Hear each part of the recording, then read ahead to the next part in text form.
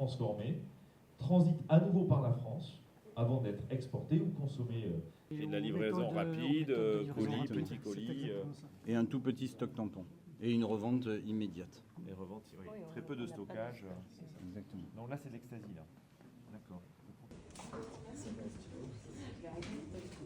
On sait que se développe ce trafic partout dans le monde et nous devons être à la hauteur de la situation.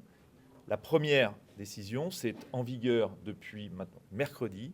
Nous avons étendu les pouvoirs des douaniers pour saisir, contrôler, utiliser tous les instruments qui sont à leur main en termes de visite domiciliaire, par exemple en termes de livraison surveillée, sur l'ensemble des précurseurs, c'est-à-dire et des produits légaux qui peuvent être nécessaires pour créer ces drogues de synthèse. Deuxième élément, montée en puissance de nos équipes cyberdouanes.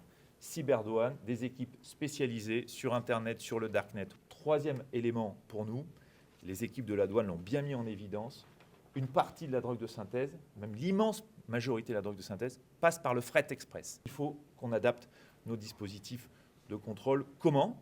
On a commencé à installer, expérimenter dans les grands centres de fret des scanners intelligents. C'est des scanners qui permettent de préidentifier le risque de présence de stupéfiants. Je vous présente là les Marlboro rouges parce que ça représente à peu près 50% des échantillons que l'on reçoit au laboratoire. C'est les plus contrefaites. C'est les plus contrefaites.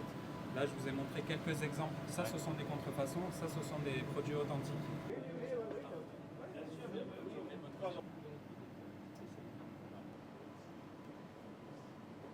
Environ 75% des échantillons qui nous sont transmis par la douane sont des produits du cannabis.